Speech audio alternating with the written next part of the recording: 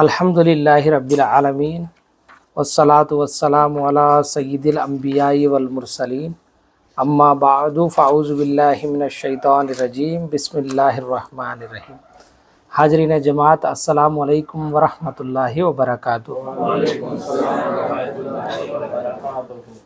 Ramadan course 4వ రోజు ఇన్షా అల్లాహ్ తఆలా ఈరోజు ఉపవాసం వీగిపోయేటువంటి మసాయిల్, ఉపవాసం దేంతో అయితే రద్దు కాదో అటువంటి మసాయిలన్నింటినీ కూడా చర్చించుకుంటాం ఇన్షా అల్లాహ్. ఒకవేళ డౌట్ వస్తే దేనికైనా సంబంధించి దీంట్లో మధ్యలో అక్కడే ఆపి అడగండి, మళ్ళీ లాస్ట్లో వరకు పెట్టుకోవద్దండి. ఇంతకుముందు మనం ఫస్ట్ క్లాస్లో రంజాన్ విశిష్టత, రంజాన్ నెల ఫజీలత్ మరియు రంజాన్ మాసంలో చేయాల్సిన 5 పనులు: 1 ఉపవాసాలు, 2 నమాజులు, 3 లైలతుల్ ఖద్ర్, 4 ఖురాన్ యొక్క తిలావత్, జిక్రు అజ్కార్ మరియు దువా ఇస్తిగ్ఫార్, 5 దానాలు. ఈ 5 విషయాలు రంజాన్లో ముఖ్యంగా గుర్తుపెట్టుకోవాల్సిన విషయాలు. దాని తర్వాత రంజాన్ ఉపవాసాల ఫజీలత్ చెప్పుకున్నాం. దాని తర్వాత ఎవరికి మినహాయింపు ఉందో అది కూడా చెప్పుకున్నాం. ఎవరికి మినహాయింపు ఉంది? ప్రయాణంలో ఉన్న వ్యక్తికి, అతనికి కనుక ఉపవాసం ఉండడం కష్టమైతే అతనికి మినహాయింపు ఉంది, కాకపోతే అది మళ్ళీ పూర్తి చేసుకోవాలి. అదేవిధంగా బాలింతలకు, పాలిచ్చేటువంటి తల్లులకు, గర్భవతులకు, వీళ్ళకు కూడా మినహాయింపు ఉంది, మళ్ళీ చేసుకోవాలి. అదేవిధంగా నెలసరి వచ్చిన వాళ్ళు కూడా ఆ దినాలు అయిన తర్వాత మళ్ళీ రంజాన్ పూర్తి అయిన తర్వాత మళ్ళీ ఎప్పుడైనా సరే వాళ్ళు పూర్తి చేసుకోవాలి. అదేవిధంగా వ్యాధిగ్రస్తులు ఎవరైతే ఉన్నారో, పెద్ద వ్యాధులు ఉన్నవాళ్ళు, అంటే ఇంకా వాళ్ళు జీవితంలో ఉపవాసాలు పాటించడం కష్టం, ఇట్లాంటి వాళ్ళు ఏమని చేయాలని చెప్పాం మనం. ఒక ఉపవాసానికి బదులుగా ఒక మిస్కీన్కి, ఒక పేదవానికి భోజనం తినిపించాలి.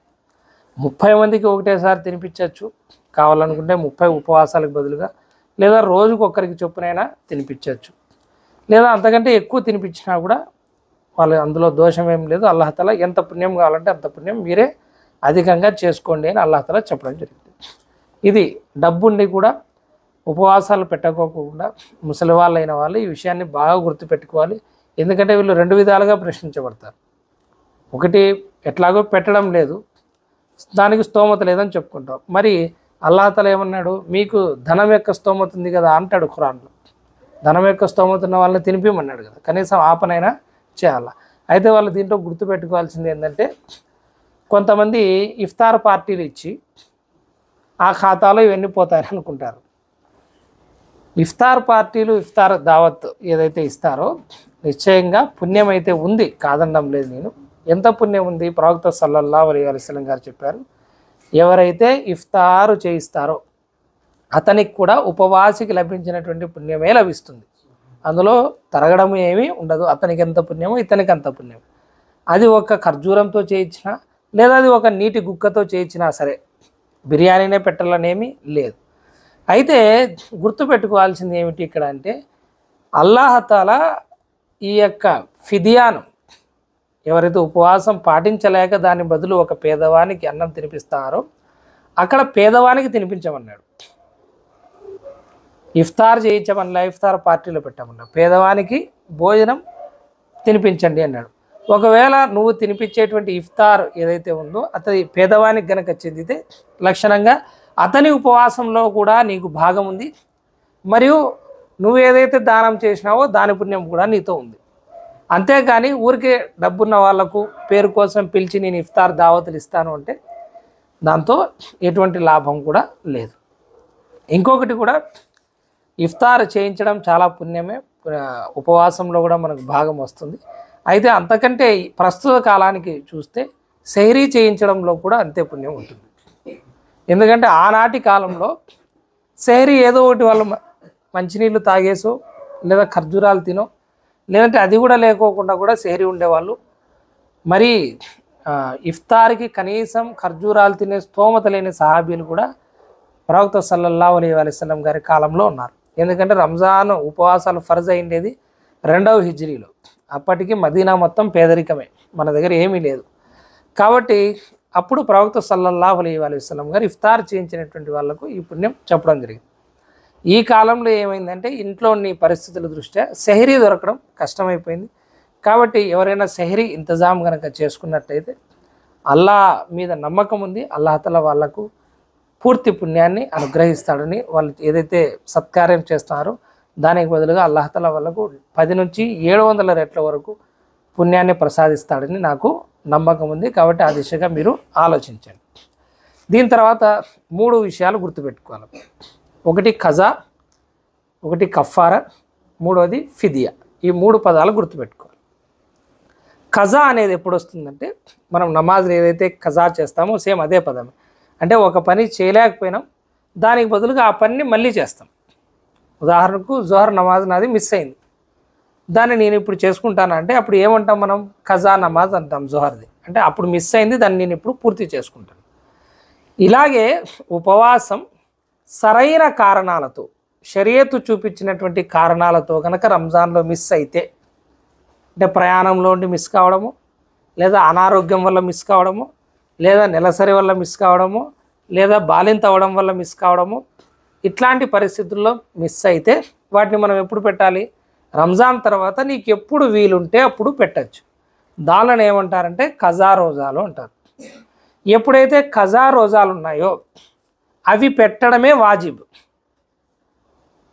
ఖజా రోజాలు రంజాన్ ఉన్న వ్యక్తి, నేను అరఫాత్ రోజా పెడతాను, నేను ఆషురా రోజా పెడతాను, నేను వేరే రోజాలు పెడతానంటే అతనికి వాటికంటే వాజిబ్ ఏవి ఇవి లేట్ చేసుకున్నంత కాలం అతని మీద ఆ భారం అట్లాగే ఉంటుంది.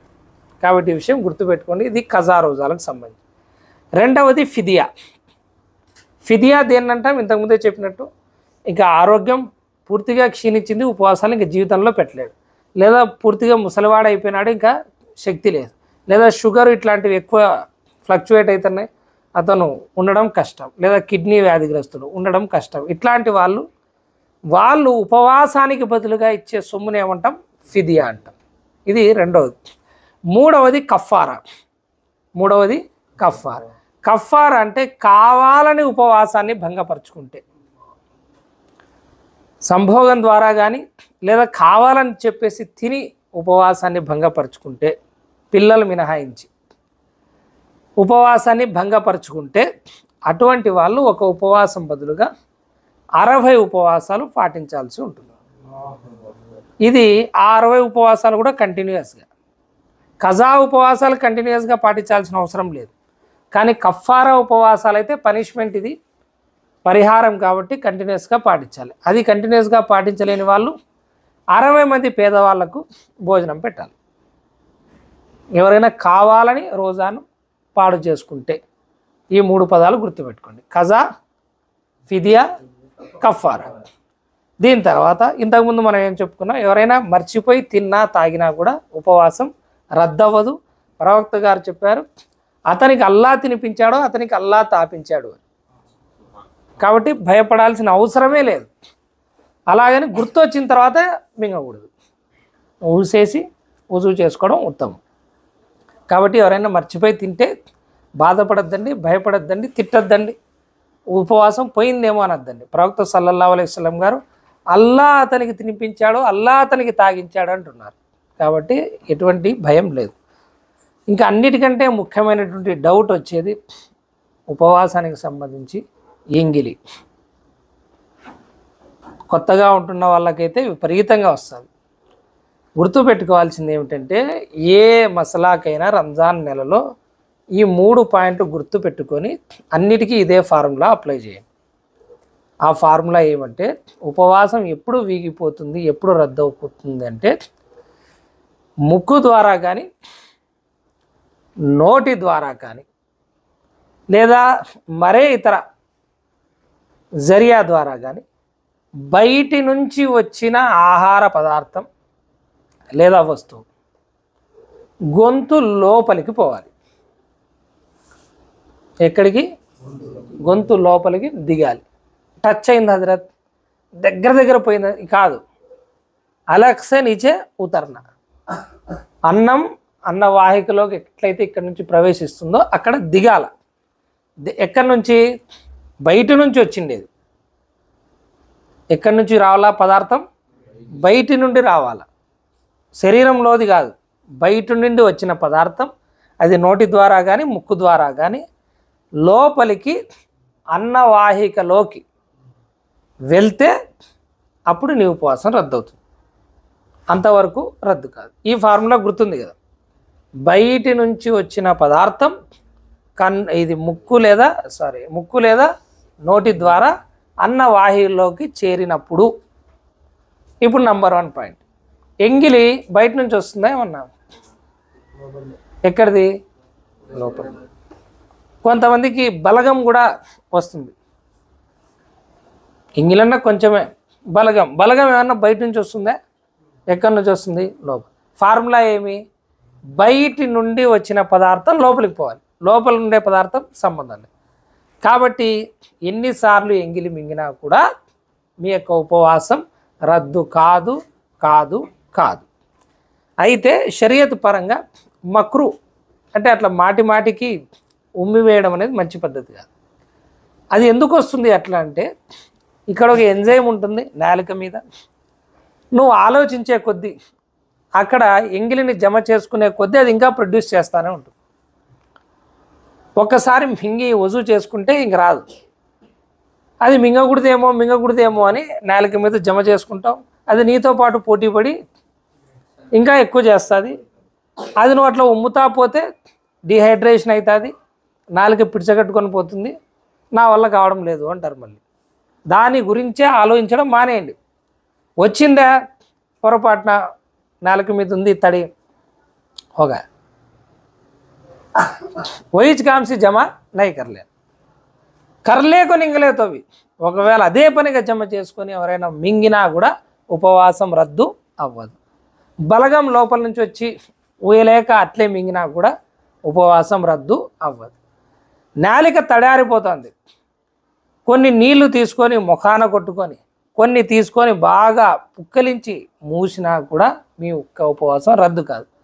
హజరత్ అట్లా చేసేటప్పుడు లోపల టచ్ అయినట్టే ఉంది హజరత్, కొంచెం నాలిక దగ్గర లోపలి వరకు పోయినట్టు ఏం కాదు, టచ్ అయినా కాదు ఏమైనా కాదు. నువ్వు మింగితే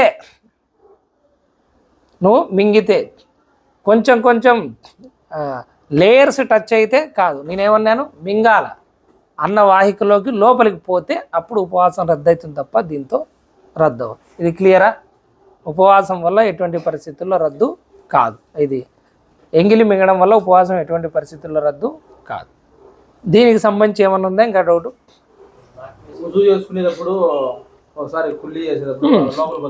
వజూ చేసుకునేటప్పుడు రంజాన్ ఉపవాసాల సమయంలో ఎహ్తియాత్ మనం ఏం పాటించాలంటే, ముక్కులోకి ఎక్కువగా ఎక్కించకూడదు. ఈ నోట్లోదన్నా ఆపుకోవచ్చు, కానీ ముక్కులోది ఎక్కించి పీల్చినారంటే నోములాగా డైరెక్ట్ పోతుంది. అది ఇంకా నేను చెప్పాలి, అయిపోలే ఉండు సమజే. ముక్కులోది పూర్తిగా ఎక్కించుకోకుండా రంజాన్ ఉపవాసాల్లో ఏమంటే లైట్గా ఎక్కించి పీల్చొద్దండి ఆ నీళ్ళను, జస్ట్ అట్లా అని వదిలేయండి. నోట్లో కూడా అంతే, గరగరా నక్కో కरो, क्योंकि हमारे गरगरा बहुत खतरनाक गरगरा है, हमारे गरगरे के ऊपर हमारे कंट्रोल नहीं है. तो गरगरा नको करो वजू में. और गुस्ल में भी अगर तुम्हें रोजे की हालत में गुस्ल करती है, రోజా యొక్క సమయంలో గుసులు చేస్తారంటే అప్పుడు కూడా గరగర లేదు, కేవలం ఈ నోరు ఖతం. ఇదొకటి. ఇక అతను అడుగుతున్నది ఏమంటే, రక్తం వగైరా ఏదైనా ముక్కులో కొంతమందికి బ్లడ్ వేడి వల్ల కొంతమందికి ముక్కులో నుంచి రక్తం కారడం స్టార్ట్ అవుతుంది, కొంతమందికి లోపలికి కూడా పోయే అవకాశం ఉంది. ఇంతకుముందే చెప్పినట్టు అదే ఫార్ములానే ఆ రక్తం ఇక్కడి వరకు దాని యొక్క తడిదనం ఇక్కడ గొంతులో కనుక కలిగితే పోతుంది, లేదంటే పోదు. కొంచెం వస్తానగానే తలకాయ కిందికి వాల్చేసి రక్తం బాగా శుభ్రపరచుకుంటే ఉపవాసం ఎక్కడికి పోదు. ఇది రక్తానికి సంబంధించి. ఇంకొంతమంది ఏడుస్తారు, ఏదన్నా బాధపడి ఏడవడమో వగైరా జరిగినప్పుడు కొంతమంది కన్నీటి చుక్కలు ఇక్కడ వరకు వస్తాయి, టేస్ట్ కూడా చూస్తారు, ఉపవాసం పోయిందే అంటారు. ఇది వచ్చింది కేసు ఒకటి. ఉపవాసం ఏం పోదు, ఎందుకంటే అదే ఫార్ములానే. నువ్వు చూసింది ఎక్కడికి పోవాలి? పదార్థం బయట నుంచి వచ్చింది లోపలికి పోవాలి, కాబట్టి అదేం పోదు. కాకపోతే వెంటనే ఊసేసి కుల్లి చేసుకోవడం ఉత్తమమైన పని.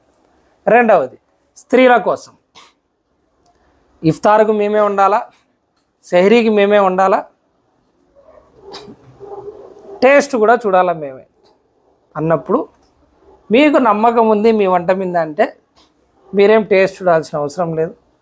లేదు హజరత్ మా వంట మీద మాకు అంత నమ్మకం లేదంటే ఇట్లా స్పూన్లో ఇట్లా తీసుకొని కొంచెం ఇట్లా చేత్తో ఒక్క వేలుతో అట్లా తీసుకొని అట్లా టేస్ట్ చేయండి చాలు.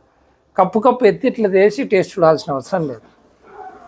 ఒక్క స్పూన్తో అట్లా చూసి అట్లా టేస్ట్ చూస్తే ఉపవాసం పోదు. ఒక కప్పు వేసుకొని ఖీర్ మొత్తం నేను టేస్ట్ చూస్తాను, లేకపోతే మా ఆయన తిడతాడు చక్కెర తక్కువ ఉంటేని మొత్తం మింగితే ఏ ములాజా లేకుండా వెళ్ళిపోతుంది.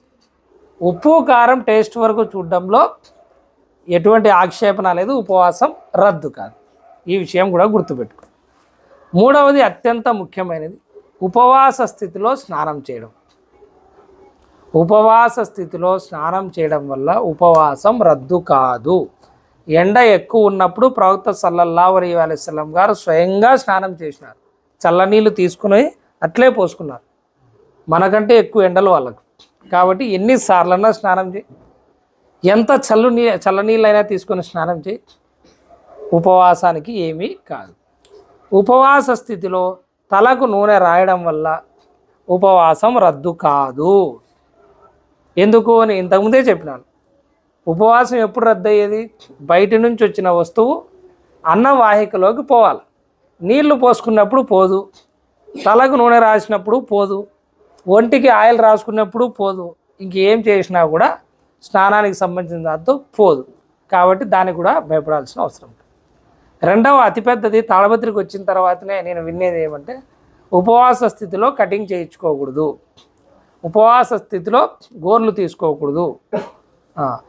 ఇవి చెప్పే వాళ్ళు ఎవరంటే వాళ్ళు మదీనా యూనివర్సిటీలో చదువుదామని చెప్పేసి పోయి దారి తప్పి ఎక్కడో అడవిలో ఉండే ఒక యూనివర్సిటీలో చదివేసి వచ్చింటారు అన్నమాట. కాబట్టి వాటిలో మాటలు ఏమి వినద్దండి.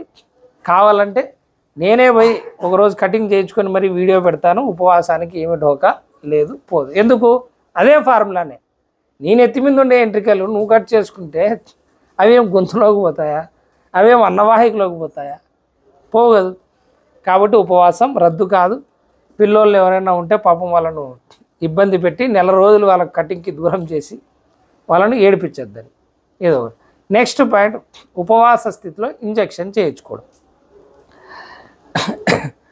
ఇంతకుముందే చెప్పినట్టు ఎవరికన్నా బాగలేకపోతే అల్లాహ్ తఆలా మొహలత్ ఇచ్చినాడు, రుక్సత్ ఇచ్చినాడు, మళ్ళీ పెట్టేసుకోండి. లేదా అసలు లైట్గానే ఉంది, ఏమన్నా ఒక ఇంజెక్షన్ వేస్తే సరిపోతుందిలే అని అంటే మీకు వీలుంటే ఇఫ్తార్ వరకు వెయిట్ చేయండి. ఇంజెక్షన్ వేసుకోవడానికి ఇఫ్తార్ వరకు వెయిట్ చేయండి.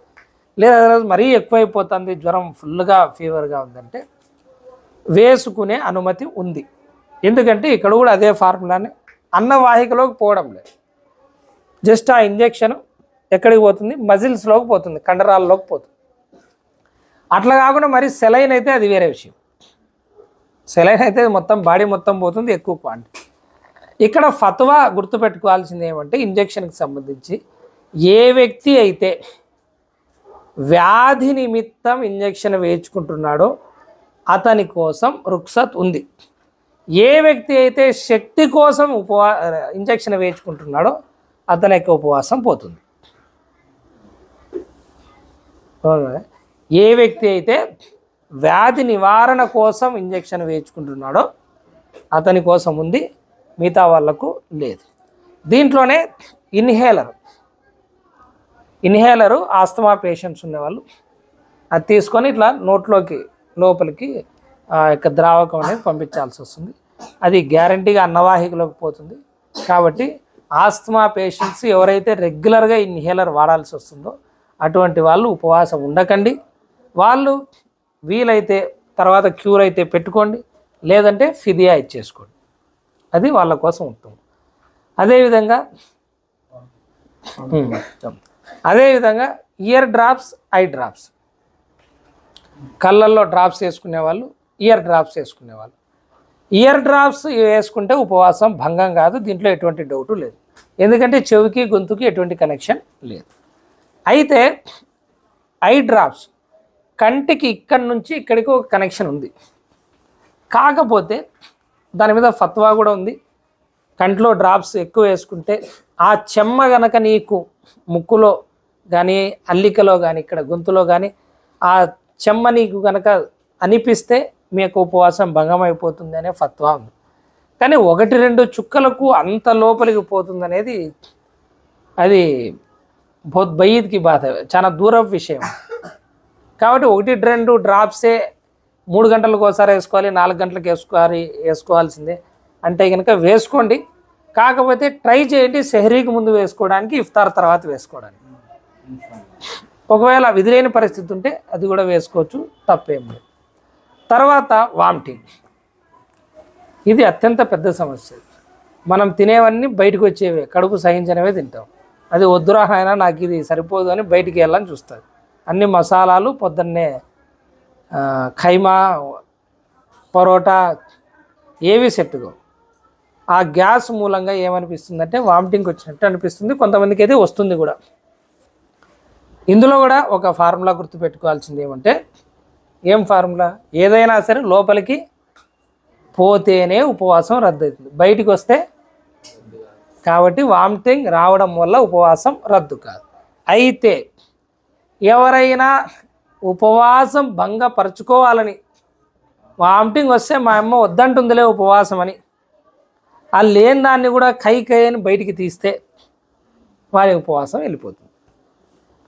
ఉపవాసం వామిటింగ్ దానంతటదే వస్తే ఎంతన్నా రాని ఉపవాసం రద్దు అవ్వదు. కావాలని భంగపరచుకోవాలని మనకు ఉపవాసం పెట్టేది ఇష్టం లేక వామిటింగ్ చేసుకుంటే ఉపవాసం రద్దు అయిపోతుంది. దీని మీద సై హదీస్ ఉంది. కావాలని వాంతికి చేసుకుంటే ఉపవాసం భంగం అవుతుంది, అనుకోకుండా వాంతికి ఎంత వచ్చినా సరే ఉపవాసం రద్దు కాదు. అయితే జాగ్రత్త పడాల్సింది ఏమంటే, వామిటింగ్ వచ్చేటప్పుడు దాన్ని అణుచుకొని మింగే ప్రయత్నం చేయొద్దండి, అది ఇంకా ఎక్కువవుతుంది. వస్తే ఓపెన్గా ఉండండి, ఎంత వస్తే అంత ఊసేసి వజూ చేసుకుంటే ఎటువంటి ఇబ్బంది లేదు. అదే ఉపవాస స్థితిలో జ్వరం వస్తే నేను అది ఇంతకుముందు చెప్పాను, ఏమి సాయంత్రం వరకు ఉండగలిగితే ఉండండి. ట్యాబ్లెట్ అయితే ఎటువంటి పరిస్థితుల్లో వేసుకోలేము. ఎందుకు, ట్యాబ్లెట్ అన్నవాహిక ద్వారానే పోతుంది కాబట్టి ఉపవాసం భంగం అవుతుంది.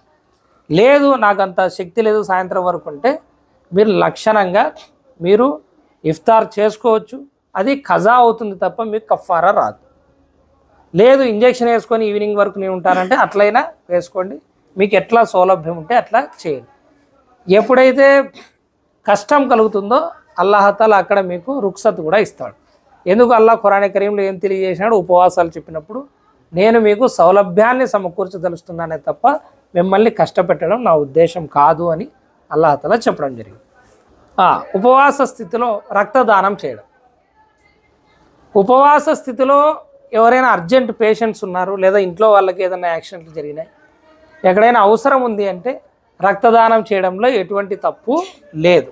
కాకపోతే చూసుకోవాల్సింది ఏమి ఒకటంటే, నువ్వు రక్తదానం చేసి వీక్ అయి ఉపవాసం భంగం అయ్యే ఛాన్స్ ఏమన్నా ఉంటే ఇవ్వద్దండి. ఊరికనే కొంతమంది ఇస్తుంటారు, నీ ఉపవాసం నేను ఉండగలను, నాకు శక్తి ఉంది అంటే లక్షణంగా ఇచ్చుకో, ఎటువంటి తప్పు లేదు.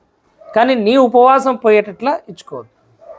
లేదా అత్యవసర పరిస్థితి, మనిషి ప్రాణాలకు సంబంధించినటువంటి పరిస్థితి, ఇంట్లో వాళ్ళకి యాక్సిడెంట్లకు సంబంధించిన పరిస్థితి, నాది ఎట్లన్నా కానీ ముందు నేను ఇస్తాను అంటే అప్పుడు కూడా నీ యొక్క ఉపవాసం పోయినా కూడా ఖజానే తప్ప కఫారా రాదు. ఆ విషయం కూడా గుర్తుపెట్టు. నెక్స్ట్, ఇతరు పూసుకోవడం వల్ల లేదా వాసన చూడడం వల్ల ఉపవాసం అనేది భంగం కాదు. ఇతరు పూసుకోవచ్చు, ఇతరు వాసన చూడవచ్చు, దానివల్ల ఎటువంటి ఆక్షేపణ లేదు. అదేవిధంగా బ్రష్ చేయడం, నిన్న కూడా చెప్పినా నేను, పేస్ట్ వేసుకొని బ్రష్ చేయడం అనేది మానుకోండి ఉపవాస స్థితిలో. సెహరీ ముందు చేసుకోండి, ఇఫ్తార్ తర్వాత కావాలంటే చేసుకోండి. ఉపవాసం మధ్యలో, ఉపవాసం ఉన్నప్పుడు మీకు ఏదన్నా వాసన లాంటిది అనిపిస్తే మిస్వాకన్నా చేసుకోండి, లేదా పేస్ట్ లేకుండా ఒట్టి బ్రష్తోన తిక్కుకునే ప్రయత్నం చేయండి. అంతే తప్ప ఎటువంటి మంజన్లు కానీ దంత పౌడర్లు కానీ పేస్ట్ కానీ వాడద్దండి. ఎందుకంటే దాంట్లో జాయికా టేస్ట్ ఉంటుంది, మరియు ఆ యొక్క నురుగు పొర ఏదైతే ఉందో అది అన్నవాహిక లోపలి వరకు కూడా టచ్ అయ్యే అవకాశం ఉంది. దాన్ని మనం నియంత్రించుకోలేము. కాబట్టి ఉపవాస స్థితిలో బ్రష్ పేస్ట్తో సహా మానుకోండి. వట్టి బ్రష్ అయితే వాడుకోవచ్చు, లేదా మిస్వాక్ వాడుకోండి. నెక్స్ట్, గొంతు ఎవరైనా గరగరా వరకు పోయినా కూడా కొంచెం గోడలకు టచ్ అయినా నీళ్ళు ఏం కాదు, మింగితేనే మీ యొక్క ఉపవాసం పోయేది. మనం పొద్దున్నే సెహరీ చేసినాం, మంచి చికెన్ మటన్ తిన్నాం, టైం అయిపోయింది, బయటకు వచ్చేసినాం. తీరా నమాజ్ టైంలో ఉన్నప్పుడు లేకపోతే తర్వాత ఇక్కడెక్కడో చిన్న ముక్కు ఉంది, ఎక్కడో పళ్ళల్లో ఇరుక్కుపోయింది. ఇప్పుడు వాడు మాటికి అంటానే ఉంటాడు. అది చూసిన వాడు రఖలేరే ముమ్మే కేజీ రఖలేకు దినపర్ వైసారి చేయకరు, కైకి రోజే రక్తం అని మన వాళ్ళు తిడతా ఉంటారు, ముస్లింలు తిడతా ఉంటారు. ఇది కూడా మీరు గుర్తుపెట్టుకోవాల్సింది ఏమంటే దాన్ని తీసేసుకోండి. పొరపాటున మింగినారు, ఏదన్నా కొంచెం ముక్కుంటే తర్వాత మింగినారు, ఆల్రెడీ నోట్లో ఉండేది, దాంతో మీ యొక్క ఉపవాసం రద్దు అవ్వదు. కాబట్టి భయపడాల్సిన అవసరం లేదు. వస్తే ఊసేయండి, లేదు అది లోపలికి పోయిందంటే మీ ఉపవాసం పోయిందని భయపడద్దండి, దాంతో ఉపవాసం అనేది పోదు. అదేవిధంగా కొంతమంది అకస్మాత్తుగా పొగ రావడం వల్ల, మనం ఎక్కడైనా పోతుంటాం ట్రాఫిక్లో, విపరీతంగా ఎవరన్నా పొగ వదులుతారు, అది ముక్కులో నోట్లోకి అంతా పోతుంది, దానివల్ల కూడా ఉపవాసం రద్దు అవ్వదు. పిండి మిషన్ ఎవరన్నా ఆడిస్తుంటారు, అక్కడ ఉంటే అక్కడ వాళ్ళకు నిరంతరం ఆ పిండిలోనే ఉంటారు, అది ముక్కులోనూ పోతుంది, నోట్లోనూ పోతుంది, అంతా పోతుంది. అటువంటి వాళ్ళకు కూడా వాళ్ళు జాగ్రత్తగా క్లాత్ కానీ మాస్క్ కానీ పెట్టుకుంటే మంచిది. అది దాటి కూడా ఏదన్నా పోయింది అంటే కినా దాంట్లో దోషం ఏం లేదు, అంత చిన్న దాంతో ఉపవాసం రద్దు అవ్వదు. ఇంకేమన్నా? చాలా మంచి ప్రశ్న అది ఈ టీవీ కాలం పోయింది. నువ్వు చెప్పాల్సింది रोजे हालत में यूट्यूब देखे जगह, फेसबुक देखे जगह, इंस्टाग्राम देखे जगह। एक चीज़ अच्छी तरह याद रख लेना सो నేను ఇంతకు ముందు కూడా చెప్పాను, ప్రవక్త సల్లల్లాహు అలైహి వసల్లం గారు ఎవరైతే ఉపవాసం ఉండి కూడా అబద్ధాలు, మోసాలు, అసభ్య పనులు, అసభ్య చేష్టలు మానుకోలేదో అటువంటి వాడు అన్నం నీళ్లు మానుకోవడం అల్లాహ్కి ఏమాత్రం కూడా అవసరం లేదు అని ఈ పదం గుర్తుపెట్టుకోవాలి. అట్లే అల్లాహ్ తఆలా ఖురాన్ కరీంలో ఏం తెలియజేసినాడు? ఈ ఉపవాసాలు ఎందుకోసం విధించినది? లఅల్లకుం తత్తఖూన్, మీలో భయభక్తులు పెరగడానికి. ఎప్పుడైతే భయభక్తులు లేవో ఆ ఉపవాసం యొక్క ఉద్దేశం అనేది నెరవేరలేదు. పేరుకి ఉపవాసం ఉంది కానీ ఉపవాసం ఉద్దేశం నెరవేరినప్పుడు మరి అల్లాహ్ దగ్గర నుంచి కూడా పుణ్యాన్ని ఆశించడం అనేది అది పొరపాటే అవుతుంది. ఇప్పుడు యూట్యూబ్ ఒక అతను ఓపెన్ చేసి బయాన్ వింటాడు, ఇస్లామిక్ బయాన్ వింటాడు, లేదా టీవీలో ఏదన్నా ఇస్లామిక్ సంబంధించి చూస్తాడు. ఇప్పుడు దానికి నేను ముత్లకన్ అతను చూడకూడదని ఎట్లా చెప్తాం? ఏదైనా సరే మంచి పని చేయడంలో ఎటువంటి ఆక్షేపణ లేదు, అది లేకపోతే పడుకోవడంలో కూడా ఎటువంటి తప్పు లేదు. కొంతమంది అంటూ ఉంటారు, సుబహకు సెహరీ ఖాకు సోగాయి నేను నమాజ్ పల్లే కాకు, 2 బస్తే తో ఉడతా నెహదేకు, ఇది కూడా అంటారు. थोड़ी जी ने ये क्या రోజా ఏ ఫాకా ఏ ఏవి బోల్తే ఇది కూడా అంటారు. ఇట్లా అనద్దండి. ఇమాం గజాలి గారు అంటారు, పడుకోవడం వల్ల వచ్చే అత్యంత పెద్ద లాభం ఏంటంటే పాపాలన్నిటి నుంచి దూరంగా ఉండొచ్చు. మేలుకుంటేనే పాపాలు ఎక్కువ చేసేది, పడుకుంటే ఏం పాపం ఉంటుంది? ఏం పాపం లేదు. కాబట్టి ఎవరన్నా పడుకుంటారంటే ఉపవాసంలో ఉండి నేనైతే వాళ్ళను నువ్వు చాలా మంచి పని చేస్తున్నావని అంట. ఈ కాలంలో నువ్వు లేచి తిరుగుతున్నంత కాలం మినల్ జిన్నతి వన్నాస్ నిన్ను వదిలిపెట్టరు. ये नहीं होता है, मिनल जिन्नति वन्नास, जिन्नातों में भी इंसानों में भी जो शयातीन है तीन नहीं छोड़ेंगे. और सबसे बढ़कर అన్నిటికంటే మించి ఇది అస్సలు వదలదు. కాబట్టి ఎవరైనా పడుకుంటే నా వద్ద మాత్రం ఎటువంటి ఆక్షేపణ లేదు, ఇస్లాం దృష్టిలో కూడా ఎటువంటి ఆక్షేపణ లేదు. ఫుకహాల వద్ద అయితే వాళ్ళు ఏం చెప్తారంటే ఉపవాసి నిద్ర కూడా ఇబాదత్తో సమానమే, ఆరాధనతో సమానమే, అది కూడా తస్బీ చేయడం లాంటిదే అని చెప్పేసి చెప్తారు. కాబట్టి ఎటువంటి భయం లేదు. ఇంకొకటి ఎవరు, మన సీరియల్ ఫ్యాన్స్, మూవీ ఫ్యాన్స్, ఏదన్నా యూట్యూబ్లో ఇన్స్టా వీళ్ళ ఫ్యాన్స్ ఏదన్నా ఉంటే ఖచ్చితంగా మానుకుంటే మంచిది. ఎందుకంటే దాంట్లో ఎటువంటి నేకీ లేదు. అల్లాహతాలా పన, అల్లాహతాలా నుంచి శైతాన్ యొక్క శరణ్ నుంచి కాపాడమని అల్లాహను శరణు వేడుకోండి. అటువంటి దాని నుంచి ఈ నెలలో అయితే దాని జోలికి పోవద్దండి. కనీసం ఈ నెలలో అలవాటు చేసుకుంటే నెక్స్ట్ నెలల్లో ఏమన్నా అల్లాహతాలా తోఫీక్ ఇస్తే మానుకోవచ్చు పూర్తి. ఇదొకటి. కొంతమంది ఏం చేస్తారంటే జెండు బామ్ అంటే గుర్తొచ్చింది, ఆవిరి పట్టుకుంటుంటారు. స్టీమ్ ఉపవాస స్థితిలో పట్టుకోవద్దని. ఒకవేళ పట్టుకోదలిస్తే కేవలం వేడి మాత్రమే, ఎటువంటి జెండు బామ్ వేయకోకుండా, ఎటువంటి డ్రాప్స్ వేయకోకుండా, కేవలం నీటి స్టీమ్ మాత్రమే ముక్కు వరకు మేము తీసుకుంటాము అంటే అందులో పోదు. కానీ నోట్లో కూడా ఎప్పుడైతే పోతుందో నీరు బాష్పీభవనం చెంది ఆ తర్వాత ఏమవుతుంది అయితే అది ద్రవంగా మారుతుంది. ఇక్కడ నుంచి వాయువుగా లోపలికి పోయి అది ద్రవంగా మారి లోపలికి పోతుంది. కాబట్టి అటువంటి వాళ్ళు జాగ్రత్త పడండి. స్టీమ్ కూడా పెట్టుకోవద్దని, స్టీమ్ బాతులు కూడా పెట్టుకోవద్దని. మొన్న కూడా ఒకరు వచ్చి నా దగ్గర ఏమంటారంటే రంజాన్ నెలలోనే దానం చేస్తాను, పుణ్యం ఎక్కువ కదా అని చెప్పేసి అంటారు. ఒక చిన్న లాజిక్ మీరు మర్చిపోతారు. రంజాన్లో దానాలు ఎక్కువ చేయమన్నారు తప్ప రంజాన్లోనే చేయమనిలే. ఖురాన్ జీవితాంతం చదవమన్నారు, రంజాన్లోనే చదవమనిలే.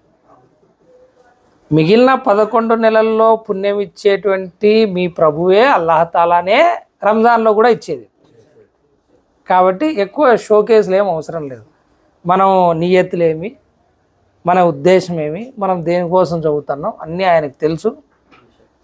పుణ్యాల కథ మర్చిపోండి, అది అల్లా పైన పెట్టండి, అది ఆయన పని ఆయన చూసుకుంటాడు. మన పని చేయడం, మన పని మనం చేసుకుంటే చాలు. అది కాక ఇక్కడ ఒక ఆయన ఇక్కడ ఒక ఆయన ఉన్నారు, వీళ్ళని అంత గుర్తుపెట్టుకోండి. ఈయన మంచి పనులన్నీ రాస్తాడు, ఆయన పని ఆయన చేస్తాడు. ఈయన చెడ్డ పనులన్నీ రాస్తాడు, ఆయన పని ఆయన చేస్తాడు. చచ్చిపోయిన తర్వాత ఇట్లా పుస్తకం మడిచి చేతికి ఇస్తాడు అల్లాహతాలా. అప్పుడు అన్నీ గుర్తొస్తాయి. కాబట్టి ఎన్ని పుణ్యాలు వస్తాయి, దీంట్లో ఎక్కువ వస్తుందా దాంట్లో ఎక్కువ వస్తుందా, ఇవి మర్చిపోండి.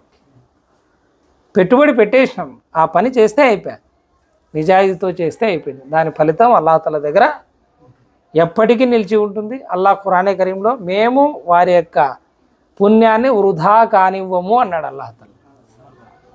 ఒకటి ఉండి లక్షల పుణ్యాలు ఉంటాయి కానీ వృధా అయిపోతాయి. నిజాయితీతో అల్లా భయంతో చేసేటువంటి వాళ్ళ పుణ్యాలు మొన్న ఆదివారం క్లాస్లో కూడా మీకు అయిపోయింది. వాళ్ళ మేము జాయా చేయం, వృధా కానివ్వము అన్నాడు. నువ్వు 1,00,000 పుణ్యాలు తెచ్చుకుంటావు, వృధా అయిపోతే ఏం చేస్తావు? ఎట్లా వృధా అవుతావు అనొచ్చు. ప్రవక్త సల్లల్లాహు అలైహి వసల్లం గారు చెప్పినారు, ఒక వ్యక్తి ఖయామత్ రోజున కొండలమైన పుణ్యంతో వస్తాడు. హజ్జు పుణ్యంతో, ఉపవాసాల పుణ్యంతో, ఉమరాల పుణ్యంతో, సదకా పుణ్యంతో వస్తాడు. కానీ ఈ భూమిలో ఉన్నప్పుడు ఒక వ్యక్తి సొమ్ము అన్యాయంగా తినింటాడు, ఒక వ్యక్తిని దూషించింటాడు, ఒక వ్యక్తిని కుట్టింటాడు, ఒక వ్యక్తి రక్తం కళ్ళ చూసింటాడు. ఈ కొండలమైన ఉండే పుణ్యాలన్నీ ఏమైతే ఆ పక్క వాళ్ళ ఖాతాలో పోతాయి. ప్రవక్త గారు అంటున్నారు అప్పటికీ ఇంకా ఉన్నాయి బాకీ చెల్లించాల్సినవి. అల్లా ఏం చేస్తారంటే ఆ పుణ్యాలు పోయి వీడి ఖాతాలో పాపాలేసి అటుపక్క వాళ్ళ అన్యాయానికి గురైన వాళ్ళ ఖాతాలో అల్లాహతాలా పుణ్యాలు వేస్తాడు. ఇప్పుడు వీడు తెచ్చుకున్నాడు పుణ్యాలు, ఏమైనాయి? వృధా అయినాయి. నీ దగ్గర అల్లాహతాలా భక్తి, గౌరవం, భయం ఉంటే అల్లా ఏమంటున్నాడు, మేము వృధా కానివ్వము అంటున్నాడు. కాబట్టి అది చూడాల తప్ప నంబర్ ఈజ్ నాట్ ఇంపార్టెంట్. ఇది కొంచెం అర్థమైతే జనాలకు ఇన్ని ఫజీలతులు వీళ్ళు మస్జిదుల్లో బయాన్ చేయరు. మనం చేసే సెహరీ ఇఫ్తార్కి ప్రవక్త సల్లల్లాహు అలైహి వసల్లం గారు చేసే సెహరీ ఇఫ్తార్కి సంబంధం లేదు. సెహరీ ఇఫ్తార్ కథ పక్కన పెట్టండి. మనం తినే నార్మల్ భోజనానికి కూడా ప్రవక్త సల్లల్లాహు అలైహి వసల్లం గారు తినే భోజనానికి నాదైనా సరే సంబంధమే లేదు. వాళ్ళు ఎప్పుడూ కూడా ప్రవక్త సల్లల్లాహు అలైహి వసల్లం గారు ఆశతో, ఆత్రంతో, ఆదుర్దాతో ఎప్పుడు కూడా తినలేదు. దాన్ని కేవలం ఈ శరీరానికి పోషణ రూపేణ మాత్రమే తినేవాళ్ళు. శరీరం బతికుండాలి కాబట్టి తింటున్నాం. ప్రవక్త సల్లల్లాహు అలైహి వసల్లం గారి యొక్క దువా, అయల్లా मोहम्मद सल्लल्लाहु अलैहि वसल्लम और आले मोहम्मद को इतना रिस्क दे, बस उनकी रूह और जिस्म के दरमियान रिश्ता कायम हो. మొహమ్మద్ మరియు మొహమ్మద్ సంతానానికి వల్ల ఎంత రిస్క్, ఎంత ఉపాధి ఇస్తావంటే దాన్ని తినడంతో వాళ్ళ యొక్క ఆత్మ మరియు దేహం మధ్య సంబంధం బాకీ ఉంటే చాలు, అంటే వాళ్ళు బతికుంటే చాలు, అంతయి నాకు చాలు అని ప్రవక్త సల్లల్లాహు అలైహి వసల్లం గారు చెప్పడం జరిగింది. ప్రవక్త సల్లల్లాహు అలైహి వసల్లం గారు అబూ హురైరా గారు చెప్తున్నారు, ఎప్పుడూ కూడా వేయించినటువంటి మాంసమే తినలేదు. అంటే నీ చికెన్ పకోడా పాయా, నీ కబాబ్ పాయా, నీ రోస్టెడ్ గ్రిల్డ్ పాయా, ज़्यादा से ज़्यादा ఎక్కువలో ఎక్కువ ప్రవక్త గారు తినేది ఏమంటే సాలన్, ఒంటె మాంసం లేదా మేక మాంసం. కోడి కూడా ఎక్కడో ఒక రివాయతులో, అది కూడా చెప్పలేము కన్ఫామ్గా. ఇంక నేను ఎక్కడి నుంచి ఇంకా ఖైమాలు అవి ఇవి షవార్మాలు, మనం తినే పొద్దున పొరోటాలు, ఇంకోటి కూడా ఉంది. ప్రవక్త సల్లల్లాహు అలైహి వసల్లం గారు యహలోకం వీడేంత వరకు కూడా ఒక రోజులో ఎప్పుడూ 2 రొట్టెల్ని కూడా తినలేదు. ఇంకో రివాయత్ ప్రకారం అసలు మెత్త రొట్టెలనే తినలేదు జీవితాంతం. గట్టివే ఇప్పటికి పోయినా కూడా అరబ్బులో మీకు ఉంటాయి పెద్దవి, ఇట్లా తుంచుకొని తినాలి. దాన్ని షోర్బాలో కలుపుకొని మెత్తగా చేసుకొని దాంతో తింటారు. కాబట్టి మన సెహరీలకు కానీ మన ఇఫ్తార్లకు కానీ పోలిక పెట్టుకోవడం కూడా మనం తప్పే, అది కాని పని. కాబట్టి కనీసం ఉన్నంతలో చెప్పినంతలో అయినా ఆచరిస్తే అల్లాహ్ తఆలా మనల్ని మన్నిస్తే అది చాలు.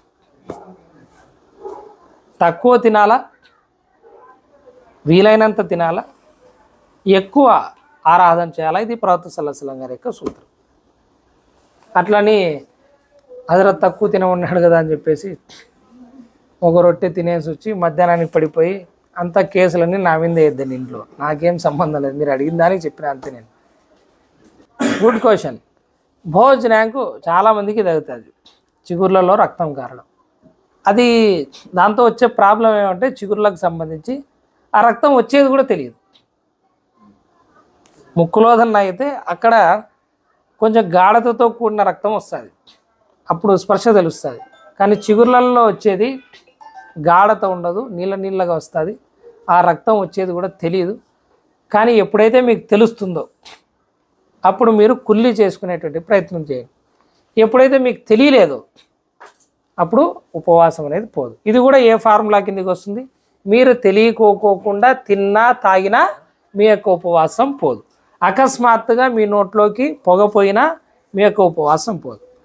ఇంకోటి కూడా గుర్తుపెట్టుకోండి, పడుకున్నప్పుడు ఎప్పుడైనా సరే కొంతమంది కొంచెం నోరు తెరుచుకొని పడుకుంటుంటారు, గురకలు అట్లాంటివి వస్తుంటాయి.